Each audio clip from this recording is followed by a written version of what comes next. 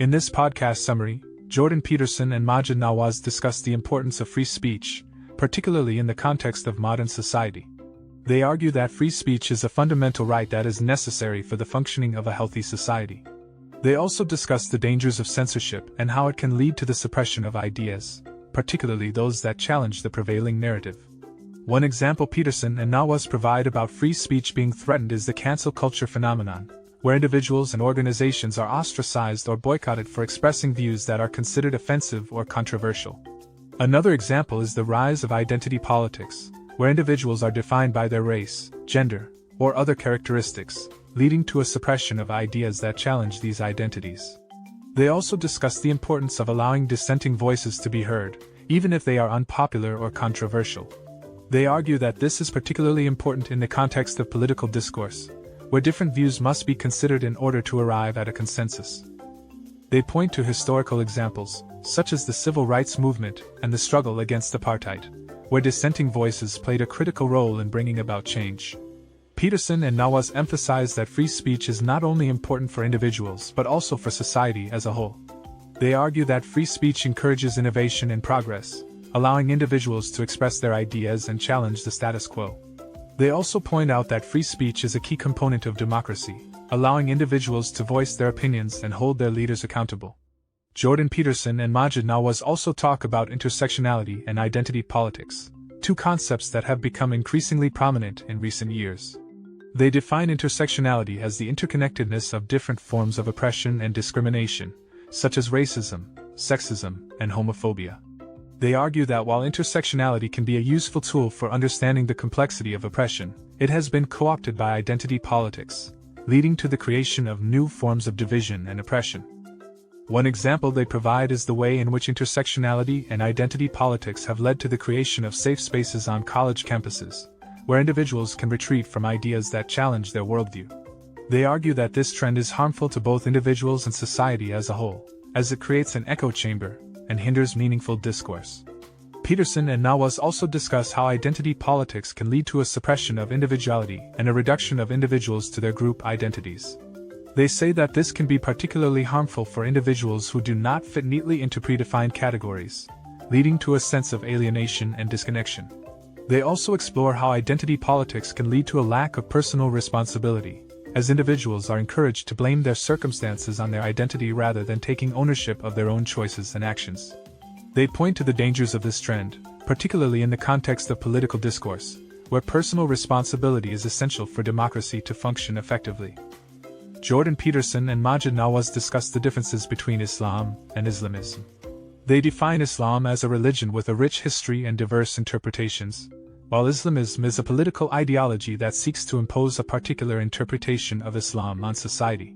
They argue that while Islamism is a relatively recent phenomenon, it has become increasingly prominent in recent years and is a threat to both Muslim and non-Muslim communities. One example of the dangers of Islamism provided in the podcast is the rise of jihadist groups such as ISIS, who have used violence and terrorism to promote their ideology. They argue that these groups are a minority within the Muslim community, but their actions have had a profound impact on the perception of Islam around the world. They also discuss how Islamism can lead to a suppression of individual rights and freedoms, particularly for women and members of minority communities. They point to examples of countries where Islamism has been used to justify laws that restrict women's rights, such as Saudi Arabia and Iran. Furthermore, Peterson and Nawaz argue that it is important to differentiate between Islam and Islamism, and not to conflate the two. They argue that Islam is a diverse religion with many different interpretations and traditions, and that it is unfair to paint all Muslims with the same brush. They also stress the importance of engaging with the Muslim community in order to promote dialogue and understanding. They argue that this is essential in order to combat the rise of Islamism and to create a society that values diversity and tolerance. Peterson and Maajid Nawaz discuss the dangers of tribalism and group identity. They define tribalism as the tendency for individuals to identify with a particular group, often based on factors such as race, ethnicity, or religion. They argue that while group identity can provide a sense of belonging and community, it can also lead to conflict and division. One example is the rise of nationalism in recent years, which has led to increased tensions between different countries and communities. They argue that nationalism can lead to a sense of superiority and a dehumanization of other groups, leading to conflict and violence. They say that tribalism can lead to a suppression of individuality, as individuals are encouraged to conform to the norms and values of their group rather than express their own unique perspectives and ideas. Furthermore, Peterson and Nawaz talk about how it is important to resist the trend toward tribalism and to focus on promoting unity and understanding. They point to historical examples, such as the civil rights movement and the struggle against apartheid, where individuals from different groups came together to fight for a common cause. They also stress the importance of promoting individualism and personal agency, in order to encourage individuals to take ownership of their own choices and actions, rather than relying on their group identity as a justification for their behavior. Moral responsibility and individualism is also brought up in the podcast.